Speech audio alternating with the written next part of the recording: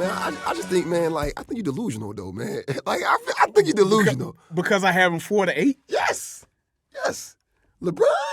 See, that's the problem right there. What? The LeBron? Yes. It evokes an emotional response from you guys.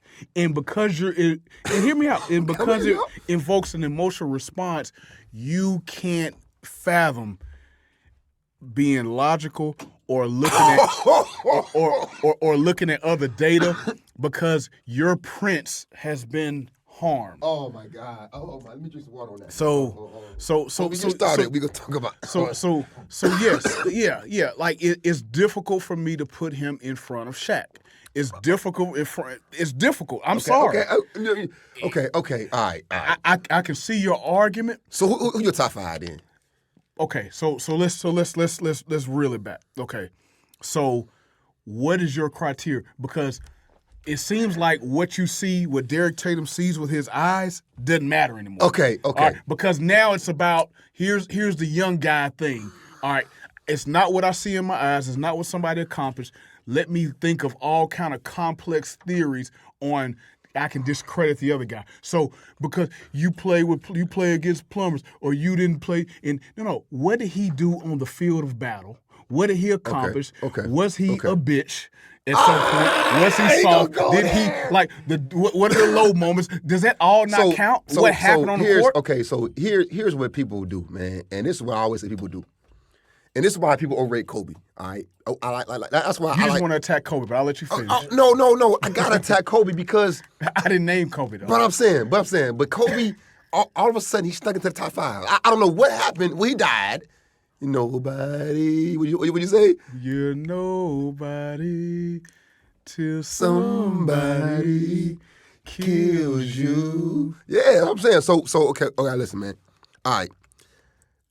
I got Bron in my top 3. I got Bron, Kareem. No. I'm sorry. Jordan, Kareem, Bron, Magic. Okay. I got Magic number 4.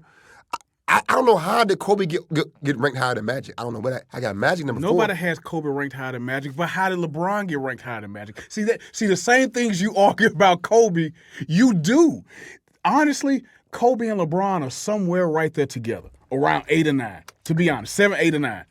And both of them have fans that are psychotic Kobe just 10. jump them in front of 10. everybody. Kobe might not. He may be 10. But what I'm saying is, I don't understand how either one of them jumped ahead of Shaq. Okay. I don't see how either one of them jumped ahead of Wilt. I don't see how either one of them jumped ahead of Magic. I don't see how either one of them jumped ahead of Dream. I just don't understand that. You ready? Yeah. Yeah, I'm good. Luke, are you good? All right, bet. All right, cool. You lucky, man. That's gonna be an outtake. Hey, I'm gonna go in on his neck. Yeah. Don't worry, y'all. Don't worry. It all started from the shoes. All right, so let's go. We gonna go with You want to go with why they make it, bro. Yeah. Well, or do you want to start with? Do you want to start with how we met? Yeah, let's that way we can kind of yeah, that'd be good. That way we're not hopping around. Yeah, that'd be good. How we met. All right. I still think. Man, I be hating on Brown, man. Y'all, man, is it? You know what, man? You know what? But before we get started, but I'm gonna say this, man. Like, look at his career, bro. Like, he's been in his prime for 20+ years, bro.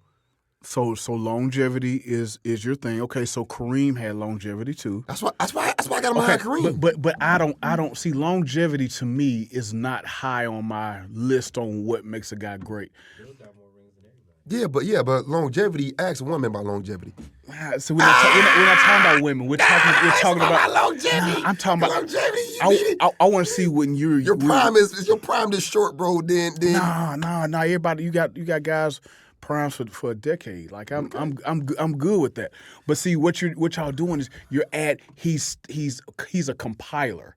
He's a compiler. He compiles more stuff that doesn't matter. LeBron is the king of doing things that don't translate to winning. And when we talk about winning, LeBron is 4-6 in the finals, multiple times didn't get to the playoffs, multiple times in the playoff game. I mean, in the playoff tournament, multiple times put out in the first, second round, underachieving. First round only one time. Underachieving. Yeah, Okay. but okay, all right. You got 4 championships in 20. The longevity thing hurts him. You have all this time. You've compiled all this stuff. And you have 4 championships. Meanwhile, you've played with the greatest players of our generation, and nobody wants to talk about that.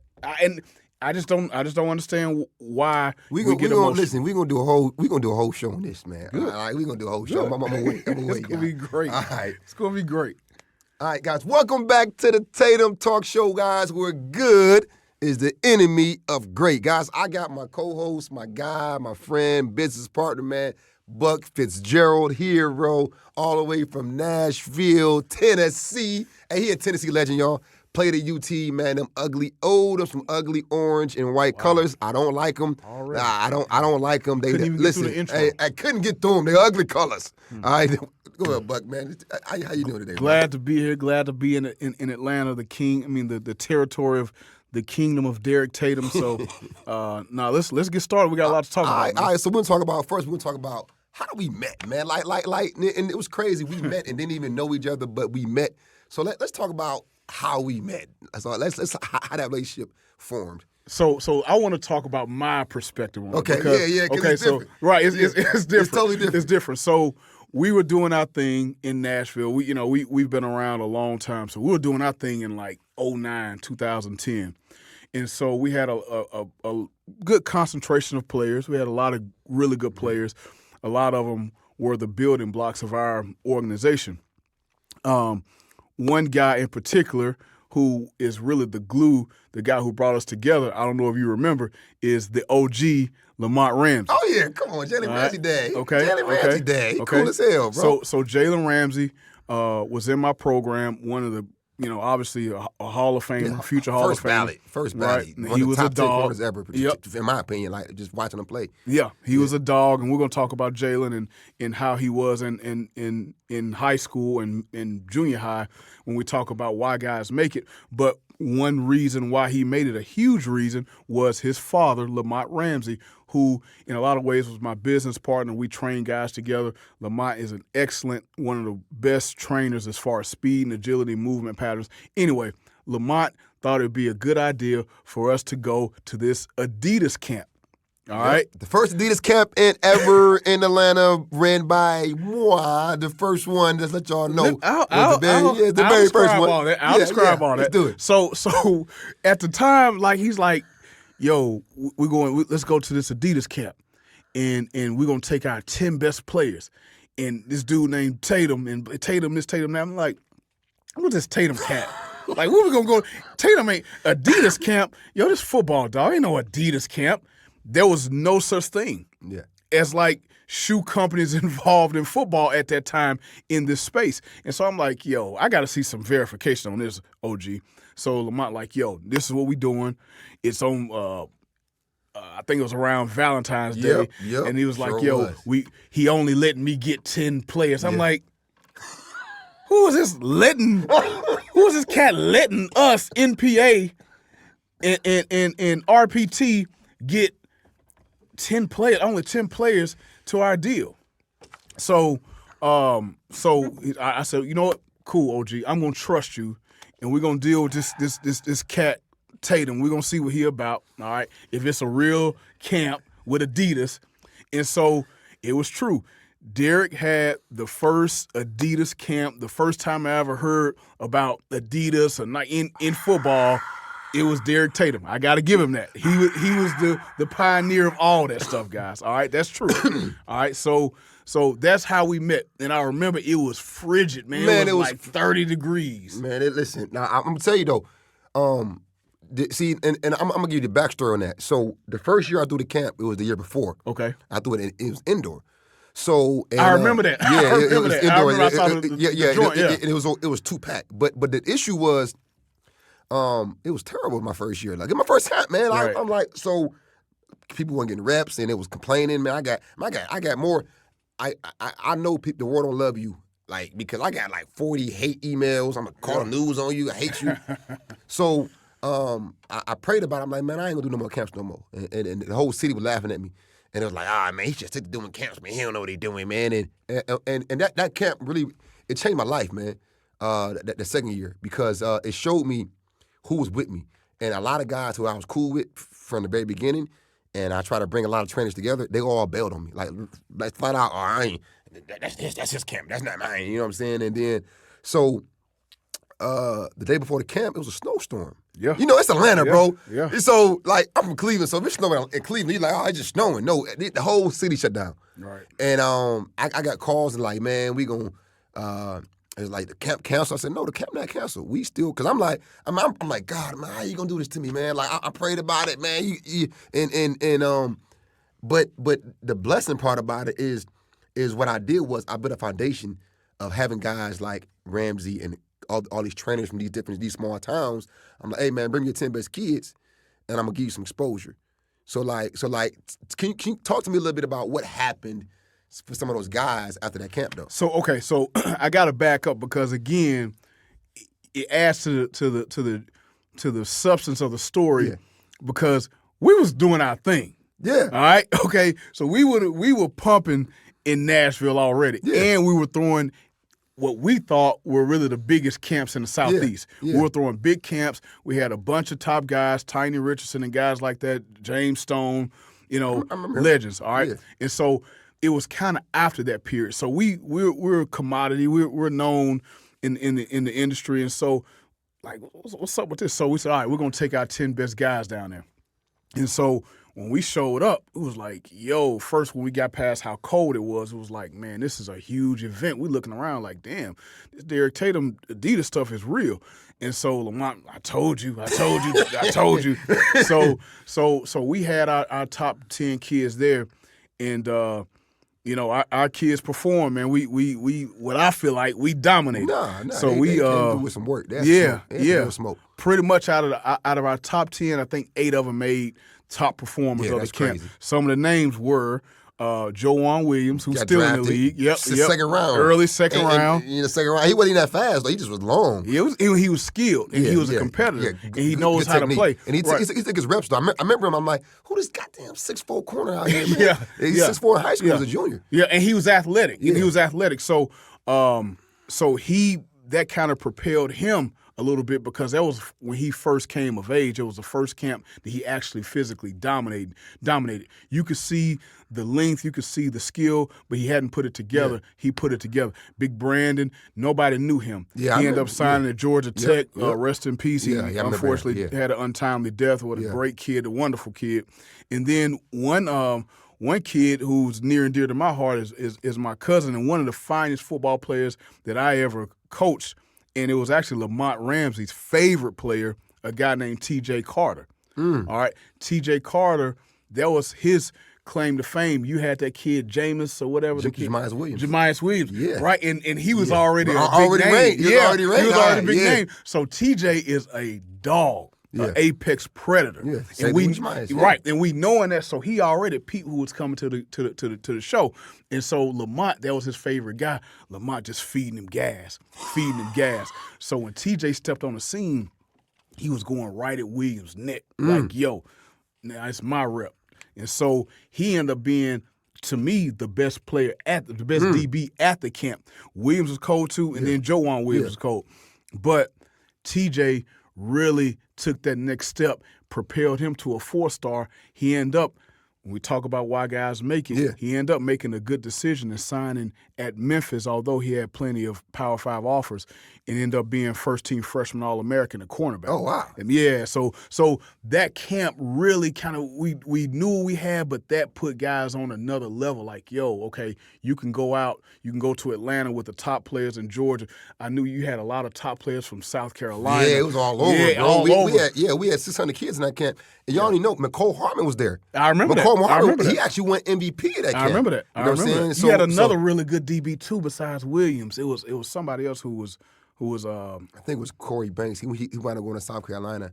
Okay. But he went there as a receiver, but he should have been there as a DB though. You know what I'm saying? Yeah, it was a lot of top, and it was so well run.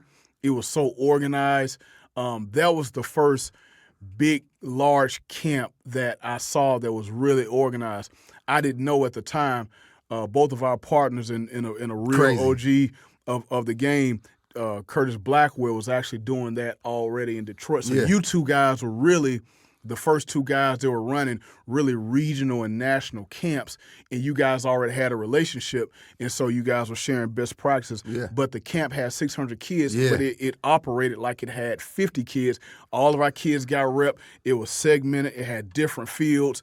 Other than the weather being so cold, it was a perfect camp, and it was in the biggest thing when you want something from a camp, you want your young man to have a chance to show what he can do. And our kids had a chance to show how special they were, and they were dominant. And so that started our relationship, because at that moment I knew, okay, Derrick Tatum is a king in this game, and is somebody that I want us as a program to be aligned with. Yeah, but see, what's crazy is before I knew you was the owner, I'm like, who the NPA, bro? who was NPA, man? These dudes, man. I was like, oh, they doing camps? Yeah, I'm the camp king, man. What's NPA, man? Like, Yeah. I'm up to myself, and you know, at that time, you know, I'm young in the game. You talking about 2013, 2014 time. So I'm territorial, like, man, NPA, bro. I'm running Southeast, man. Like, that's how I was feeling. Yeah. But that's how we were. yeah.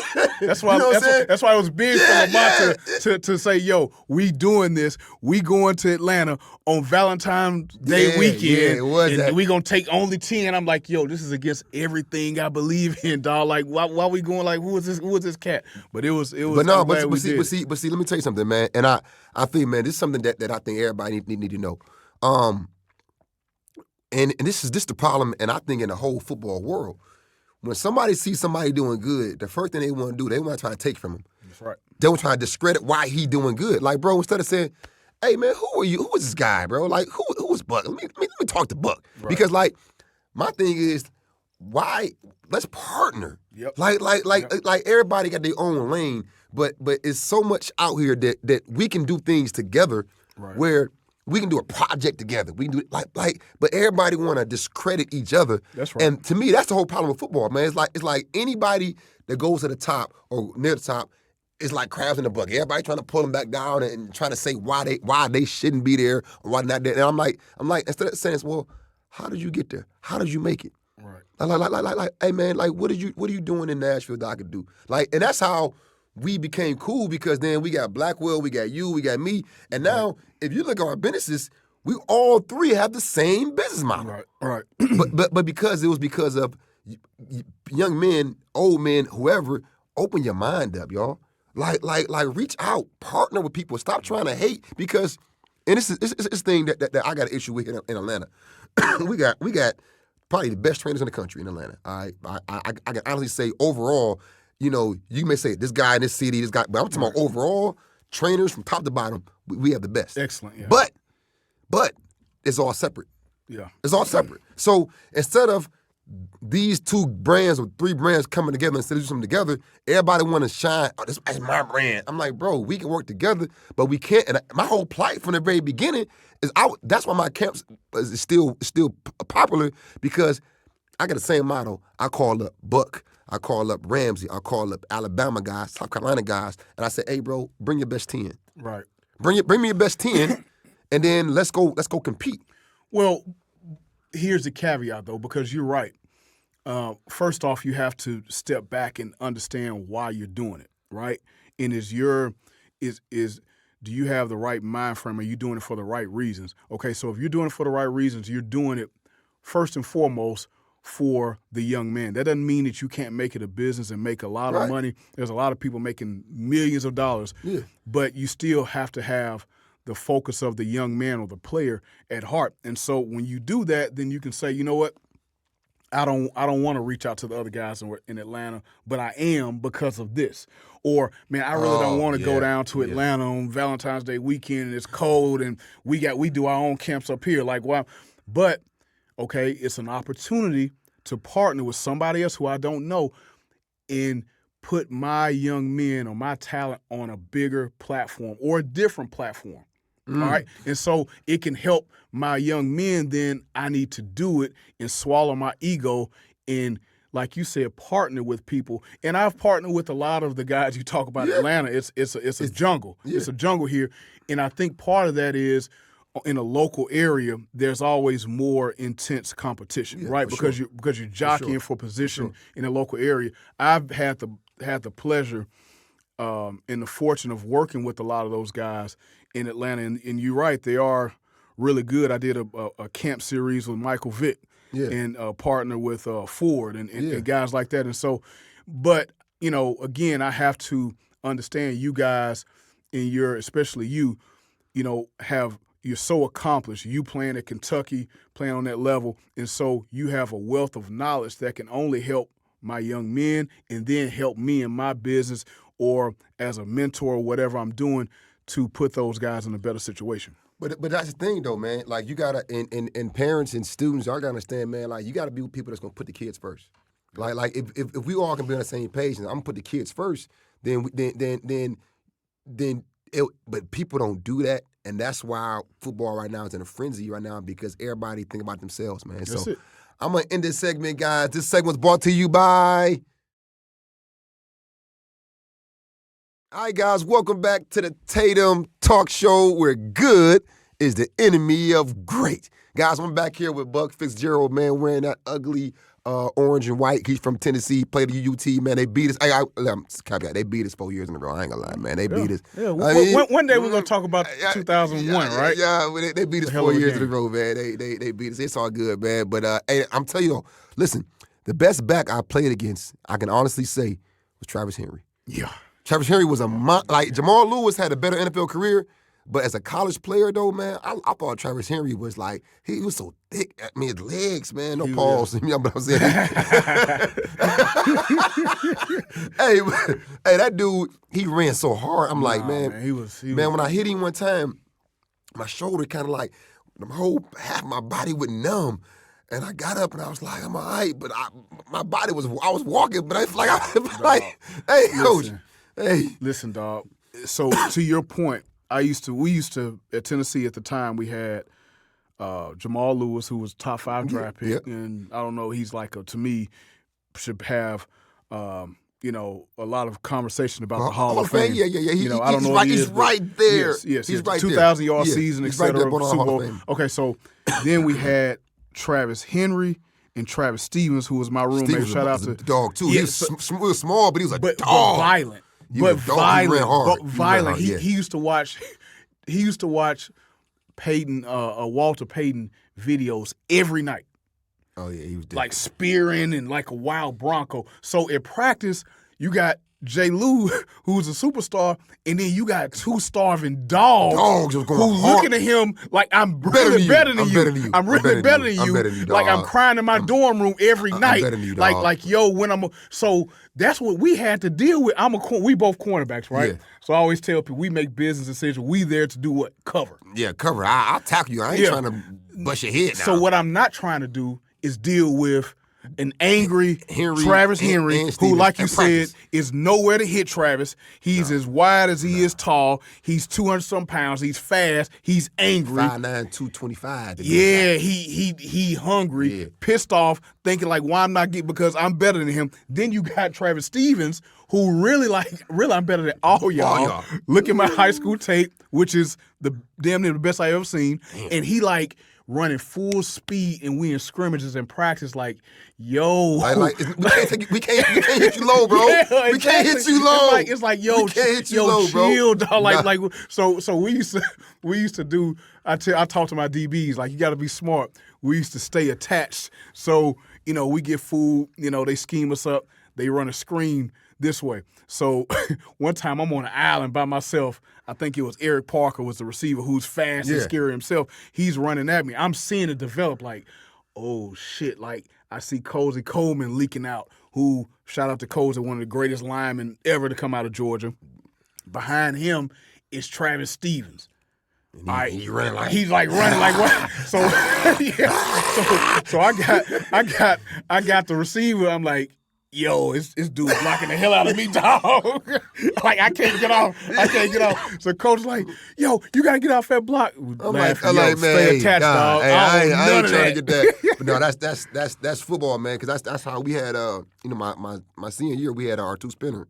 So he went SEC Player of the Year that year. That's how he was one of those type of guys, like that guy that ran hard, man. So like let's piggyback on that. So like how these guys make it, man. Like let's talk about that because a lot of times, you know, and we've been blessed where we've had a lot of guys go to college, you know what I'm saying, and guys graduate and guys get drafted, both of us. But you know, you have a lot more guys get drafted than me. But let's talk about how these guys are making it and what are the steps they're doing to make it. So like just give me some stories of some guys that you have. So I always talk to everybody who wants to make it, right? And so Derrick and I both have the same picture of success. Making it is to earn a college scholarship. That's first and foremost, right? Yep. And then play early, hopefully, get a degree, which is paramount, for sure. And then those extra guys who are you know just blessed will go and be drafted or play in the NFL. But now let's step back on it. So like let's really break it down, man. The guys that really made it to the league, these were freak athletes, though. Yes, but sometimes some of them were not so freakish. Okay. And so there's a scale, right? So the more of a freak athlete you are, probably the less things that you have to get perfect. Yeah. All right? So you don't work as much. So I played with John Henderson, all right? Okay. Talented. To this day, still the biggest freak. God. I've played with top 10 draft picks. I played with number 1 guy overall, top 5. Played with multiple guys, top 10. John Henderson, who I played with since middle school, is still the freakiest human being I've seen on the football field. No, he was a monster. I remember. Right. And he's a dog, too. I played with him with the Titans. Yeah. He's a dog. He's a dog. He got everything. He's big, fast. He's like just more athletic than you, whatever. So he didn't exactly do everything right. He didn't work as hard. And so like, we can preface this. He worked hard. Yes. But he dedicated. But he didn't work. It's a different level of hard work. And let me preface this so y'all understand what I mean. It's the video game, okay? It's how I relate everything to the video game. A kid come in as a 90 as a freshman. Well, he ain't got much room to grow. Right. So right. he still end up being a 93, 94, but he could have been a 99 though. Right. Okay, you know what I'm saying? Right. Or this other kid that he came in as a 78 as a freshman, end up being a 92, 93. So similar players, but this guy had to work extra hard. No doubt. To get there. Not saying the guy who was 90 didn't work hard. That's right. It's just that, dog, he's 6'5", 325, running a 4.7 as a freshman. Yeah, so, exactly. So his room That's to my grow. point.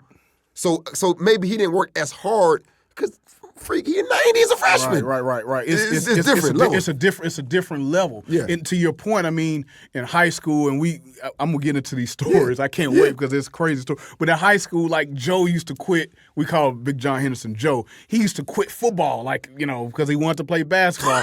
And like it kind of like Joe, like if we're talking football, Joe might not know the terminology. But dude is going top 10. Yeah, right. If not top 3, I don't care what y'all saying. Facts. You never seen a dude. It don't matter. Nah. And when he turned it on, it's nothing any human on the planet Earth can do about that. No, it's no. All right, so it's just really keeping him in the right space, in the right situations to manifest his, 1% of 1% talent. There's some guys who have to work extremely hard. Like a guy, for example, I saw him in high school and dealt with him in high school and early in his college career, Honey Badger. Oh, okay? Yeah. But he was a psychopath. He go to camps, he get a rep deep ball, he sprint back, jumping in front of that's what he do. So he's on another level. A 5'9", 5'9.5", 4'6". Yeah. But the ball's gonna find him. He's gonna know exactly. He's gonna be in the film room. He's gonna know everything. And he's a dog. And he has talent. So no. But you got to bring it back though, man. Like, how did he get there though? Right.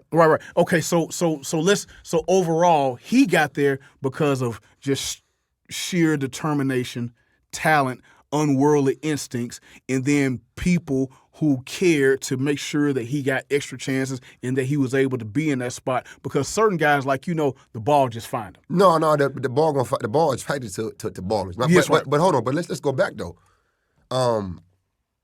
Where's he from? New Orleans. Okay, so and this goes back to making it. You think him going to LSU and having that environment around people he knew helped him or hurt him? You know what I'm saying? Because you know what I'm saying? Because it could be both. Right. It could be like you home with your boys, you acting crazy, right. or it could be you home and you got guys that really F with you. Right. That's gonna make sure, hey, bro, don't do that. Right. You know what I'm saying? It's nothing is ever black or white. You know, nothing is ever totally one way. There's probably a little bit of both. But funny story to talk about. You always talk about like a dog and how to camp. Okay, so my honey badger story. Lane Kiffin had maybe the greatest camp of all time at the University of Tennessee when he was there. And I was just there kind of working the camp or whatnot. And so I see this cat, and he's just a psychopath, right? He's getting reps after reps. He's fighting people in line. He's doing all this. And so after the camp, I'm like, man, I'm giving him some tidbits, and they do this. He look at me. He wouldn't say yes sir, no sir. He just do it, right? No, just like, just do it. And then after the camp, he come up like, hey, yo, you think in this New Orleans accent, you think I did all right? You think I was like, oh, yeah, man, they going to offer you. They going to do whatever. Well, the coach said, yeah, we're going to offer him. He was the best kid there. They end up not offering him. So at the time, like, why? I didn't. Why would they? Because they said he was too small and he didn't run fast enough 40 times. Yeah. But he was the best guy. He was like back then, Kiffin camps. Yeah. It was like the rucker. Like we on the side betting like, like this. You know what I'm saying? So it was different. Yeah. So he dominated the whole joint. So I said, man, let's keep in touch, man. Just make sure. I didn't know him from anybody, right? So he called me. It was like about 2 weeks later. Was like, yo, Tennessee hadn't offered me yet. So I called like, yo, what's up? Y'all not gonna offer that kid? Like, no, he's he don't fit the measurables, okay? And they were recruiting at a top 2 or 3 level. Of course. Now, you talking about back then? You talking about 97, 98? No. This is later. This is way later. This was when Lane was like 2010 or something. Okay. So, but they had like was still there though. I mean, but he had a top 2 class, top 2 class. So I can't knock them for that. So this is just I feel like when you work hard, the football gods put people in your life and smile and make a way for you. So I didn't know this kid. It wasn't like he was from my program. I didn't train him, nothing. I just knew. Like how he called, that's what I'm saying, like he just called you? Like, but I gave him my number. So I knew. But he actually called you though. Yes. So I knew about the school because, shout out to Ray Knock Thompson, one of my teammates is Ray Knock Thompson, went to St. Augustine. So I was like, oh, they had a bus of kids down, right? I think Coach Wilson brought them down. And hold on, let me step back. Hold on. How many kids called you before though? That's what I'm saying? No, not a lot. You're right. Because I mean, I gave my information out to kids and I could help them, and nobody ever called me or nothing. No, so you're right. So to me, that's a lesson right there to be learned. Like guys, follow up. You got to follow up with somebody. If somebody at a school that you like or you want to go to gives you their number, right? Why wouldn't you? Because what did you do? You called the coach like, hey man, what y'all?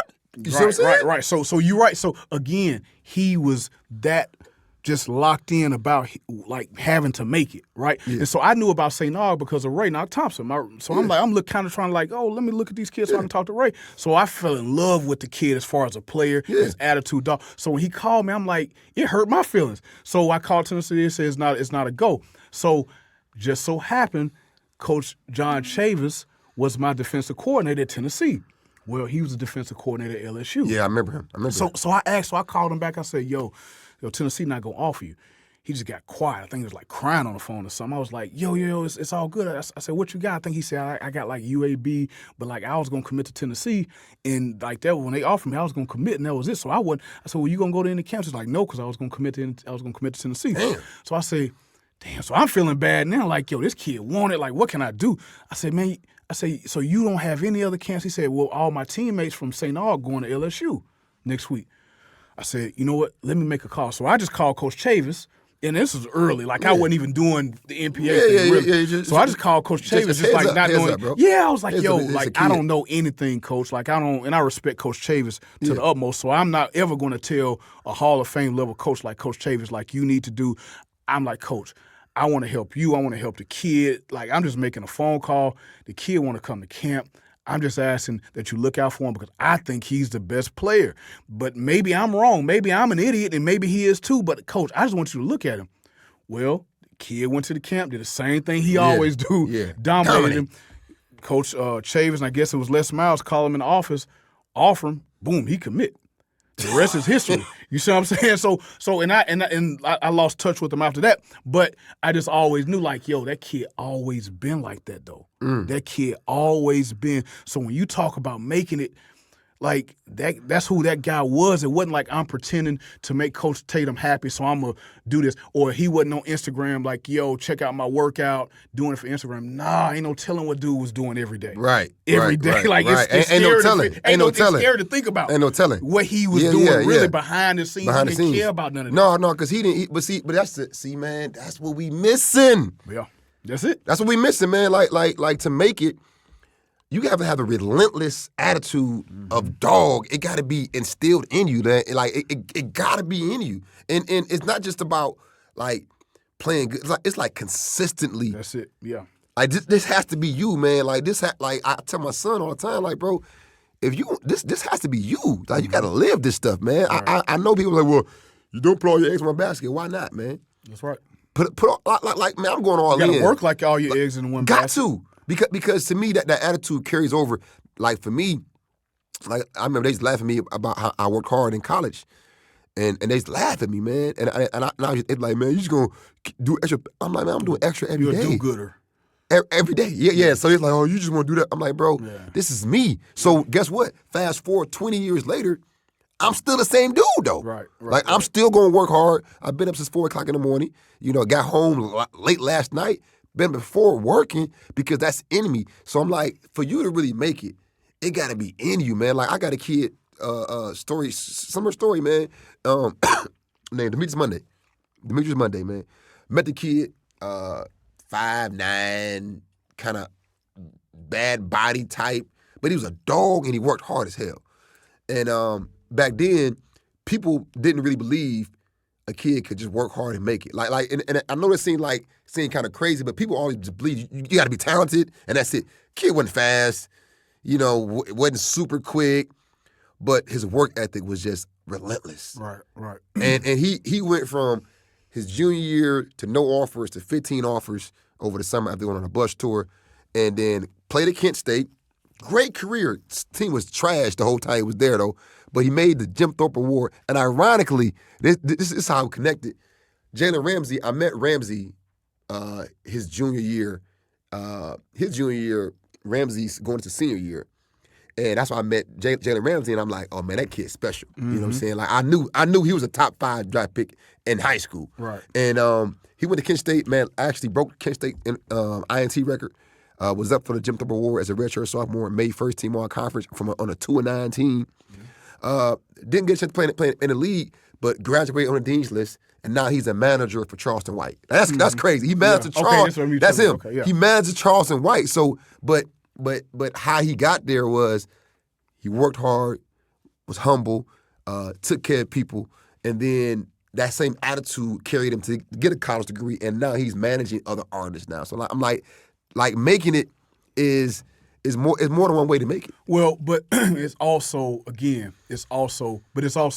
a format, things that you can do in order to put yourself in that situation. We always talk about your son. Like if somebody's going to, he has to be blessed with good health and good fortune, but he's doing the things right now at 11, 12 years old to put himself in that situation. So my whole thing is I see it all the time.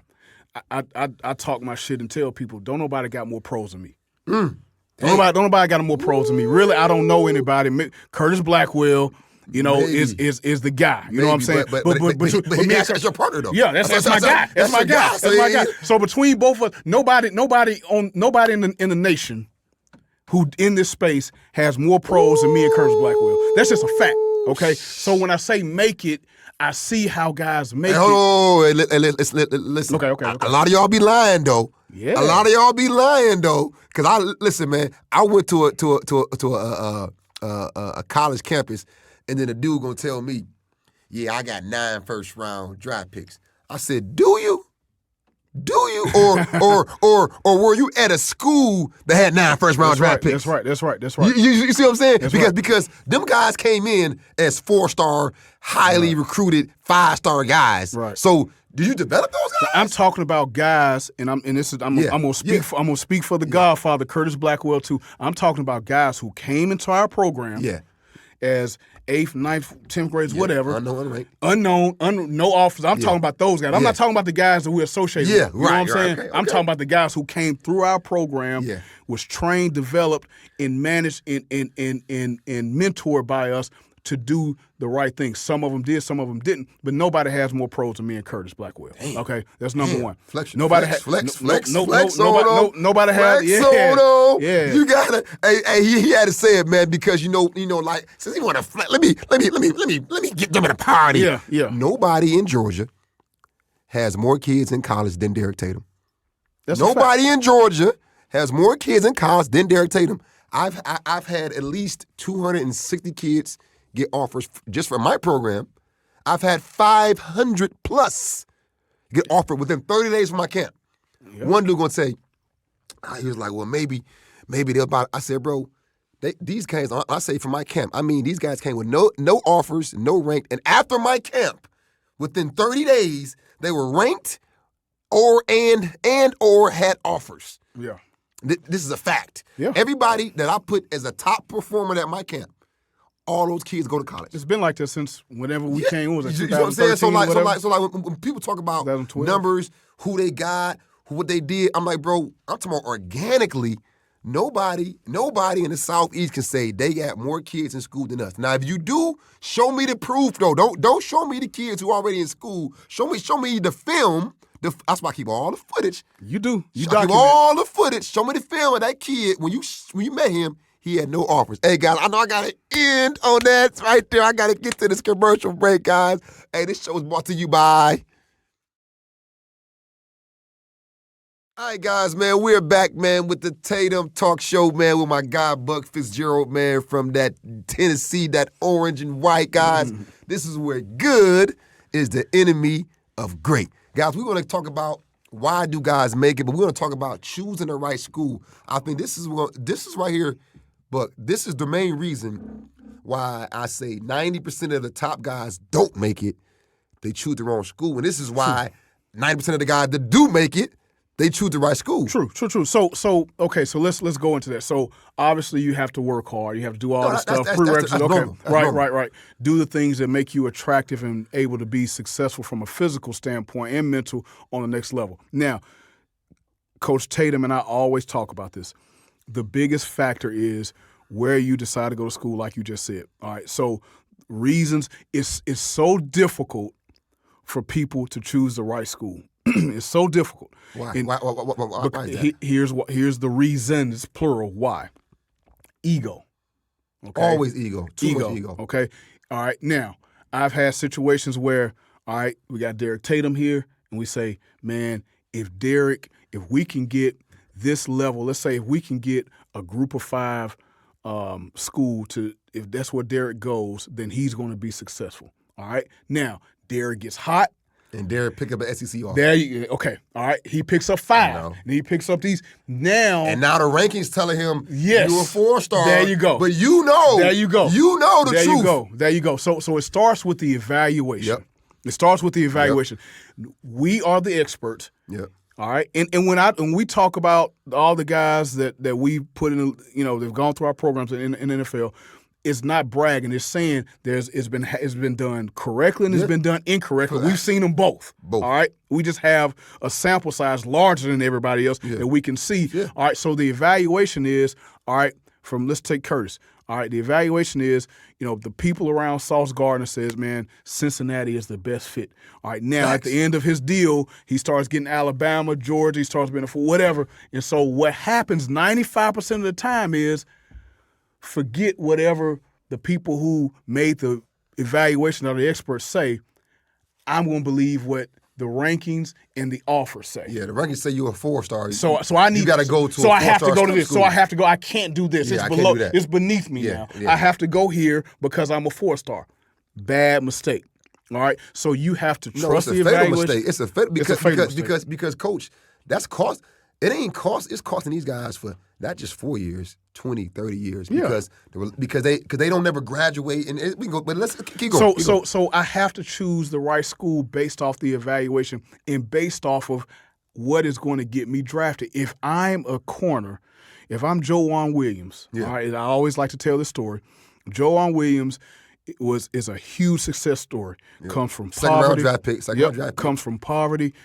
Became an excellent student. Did all the right things in high school. All right, and graduated. He was a number 1 player in Tennessee.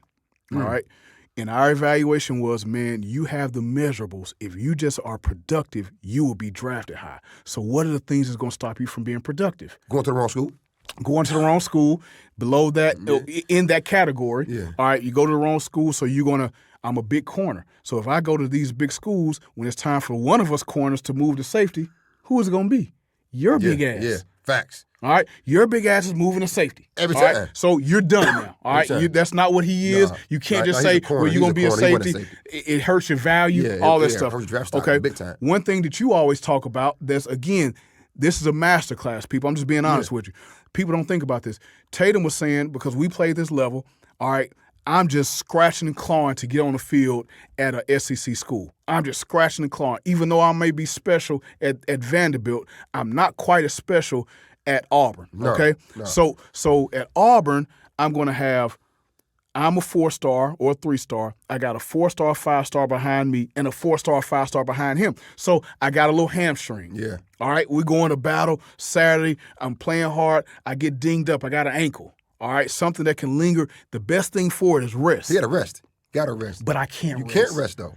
Because if I don't practice today on Bloody Tuesday, that 4-star is. And behind him, that 5-star is. Who are chomping at the bit to feed their entire family to make this dream a reality. So I can't do that. So my medical is now messed up because I'm pushing through. I got a shoulder. I can't get surgery. Ooh, so all these things start hurting my medical, which is going to hurt my draft status. All right, when it's time to look at, evaluate my body, I'm broken down. So you see these 5-star, 4-star guys not even get drafted because they fail the physicals, they fail the medical. About that, all right, though. I ain't now about that. if I'm at where I should be, all right, and I'm 1 of 1 at this school. If I go to Vanderbilt instead of going to Alabama or going to Ohio State, I go to Vanderbilt where I'm the number 1 player for Tennessee. Yep. I'm a smart kid. Yep. I'm going to graduate. Yep. And I'm the top recruit they've ever had. They can't get guys looking. They're not going to get another guy like So to your point, Joan had LSU, he had Auburn, he had Alabama, he had all these big time schools. He's 6'4" corner. Yeah, all these big time schools saying, "Hey, we have to have you, please, please, please." And it was flattering to him and me and everybody involved. But at some point, we had to wake up and say, "Forget all that. What people want to do is win the press conference. All these trainers want guys to pat them on the back and say, "Oh man, you got to go to Auburn." Yeah. Hell, Coach, we had plenty of guys go to Auburn and Alabama and all that stuff. We got to do what's right for him. I don't care about the credit we're going to get from him signing these. You need to go to Vanderbilt where Derrick Mason is going to get you to the league because he's a league guy. Okay, they're going to take care of you. You're going to meet people from all types of walks of life. You're going to have a valuable degree, and you're going to get drafted high. And that's what happens. He didn't move to safety. No. When he was a little banged up, Vanderbilt had to take care of him from a medical standpoint. Okay, they had to push him as far as all conference and all these things. And so Joan ended up being drafted early in the 2nd round to the New England Patriots because he did everything right.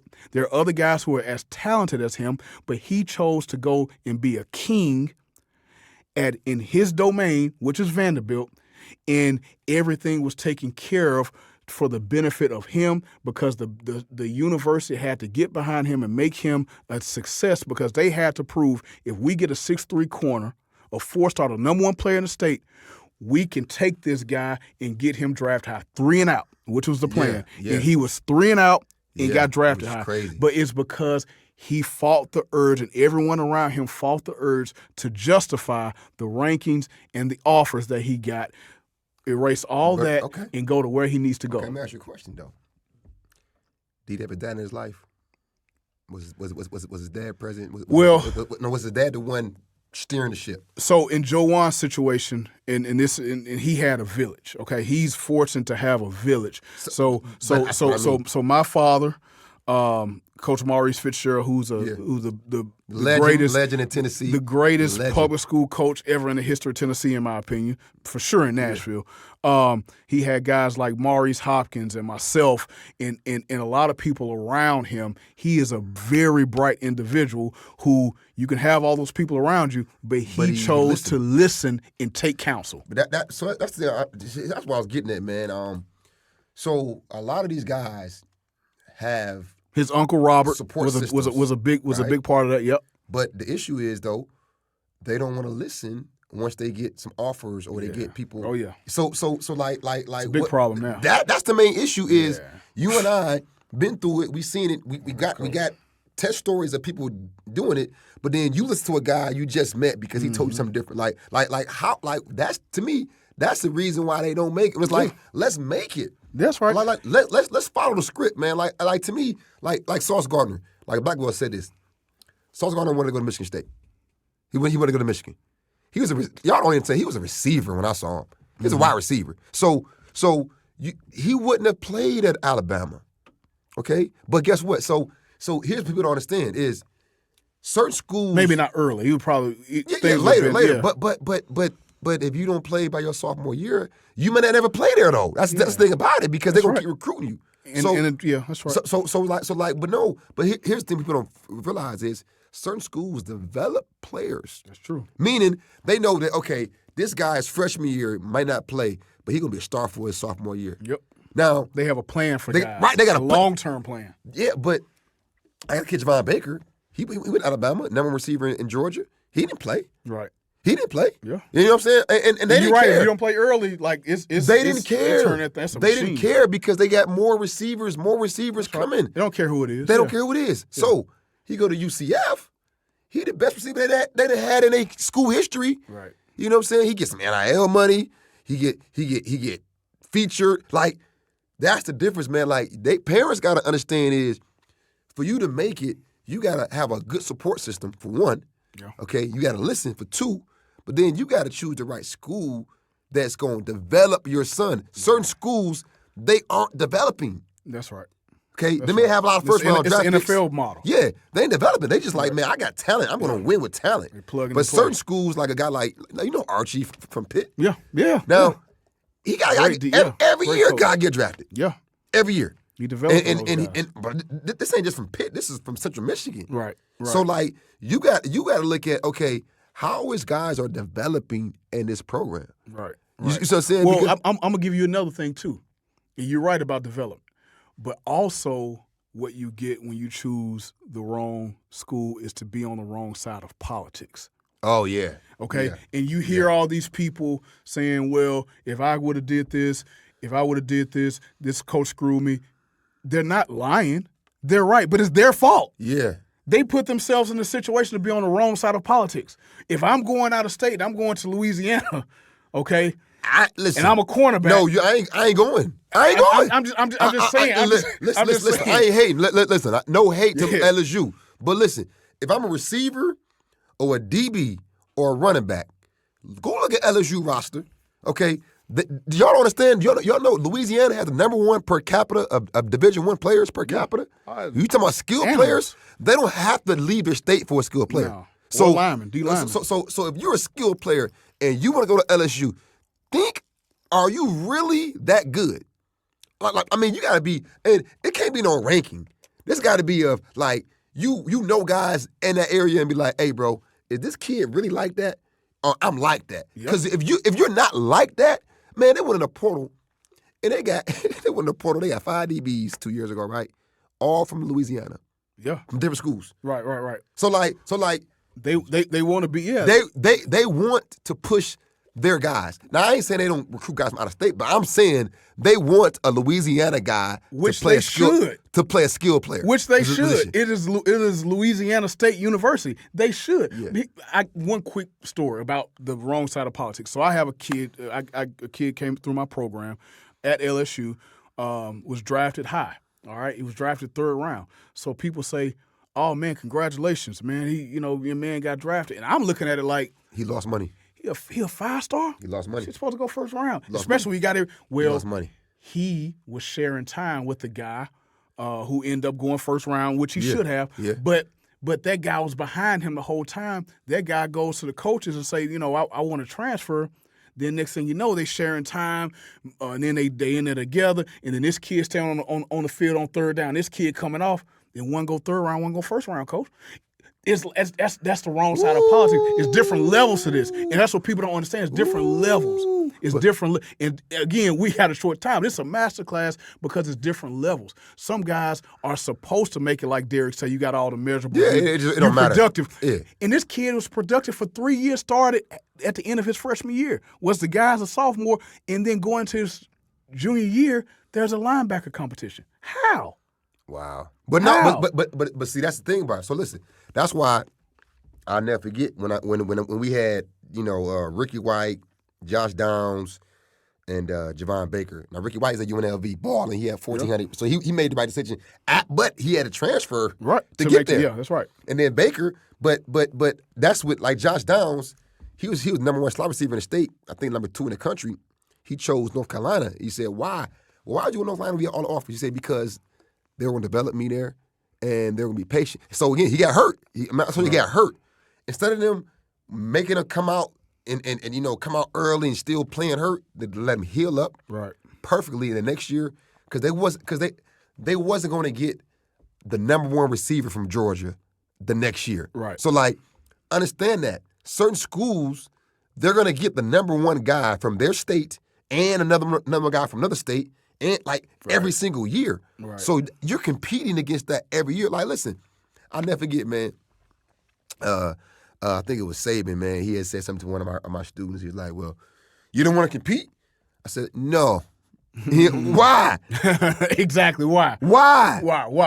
Why go to like Alvin Kamara? Okay, so I mean, think about it. Loaded. Alvin Kamara comes to the locker room. You got Derrick Henry, loaded. Kenyon Drake, loaded. Trent Richardson, loaded. The other kid, somebody else. Yeah, they had other. Everybody got drafted. Yeah, so no, I don't want to compete, Alvin.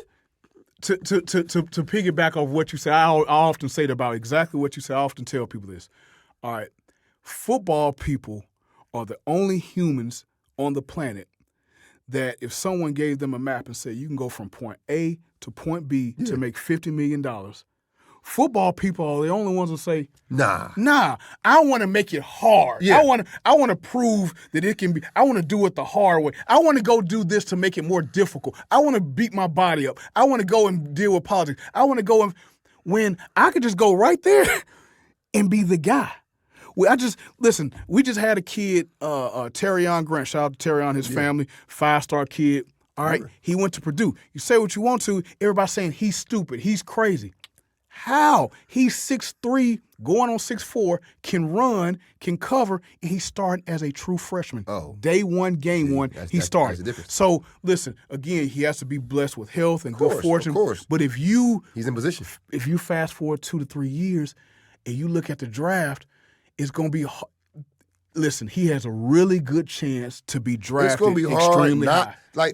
Think about it. If you get a guy that's a 4-star and didn't go to Tennessee, didn't go to Alabama or Georgia, and he chose you, that school's going to get behind you. There you go. They're going to put everything behind you. So you got to fight the urge. The Tennessee fans say, oh, he must not be that good because he went to Purdue. Yeah. Or Sauce Gardner must not be that good because he went to Cincinnati. So it's on the top 3 top corner. 5 guys, top 10 guys. Right now. Nah, and Tennessee ain't got 6'3", running 10-7 cornerback right now. I'm just being honest. So you have to fight the urge to get into it with all the naysayers and win the press conference and go about your business, put your head down and say, this is the path I'm going to take to go from point A to point B. It might not work, but at least I'm going from point A to point B and giving myself the best opportunity to feed generations. No, facts, man. Nah, man. And we got to end on that right there, man. That was a great segment, man, with Buck Fitz Gerald, man. I'm blessed, man, that he came here, man, because that right there, you guys need to watch this show, rewind it, and listen to it again, and really take notes of what we just said, because we gave y'all what we give our clients. Like this is we talk about it before. We never talk about this publicly. This is a clear path. Like I promise you, if you follow this, somebody gonna hit me up and be like, "Hey man, a couple years ago, man, I seen y'all podcast, man, and you and Buck, and I did that, bro, and I'm getting drafted. And when you get drafted, man, I want nothing but some tickets, man. Give me some tickets. And a jersey, I want right? and a jersey. Jersey, yeah. I want a jersey, and come on the podcast and tell people. Come on the podcast. Come on the podcast, man. We happy for y'all. But guess, guys, this show was brought to you by... But guys, man, I'm going to end it, man, with this is Tatum Talk Show, man, with Buck Fitz Gerald, guys, where good is the enemy of great.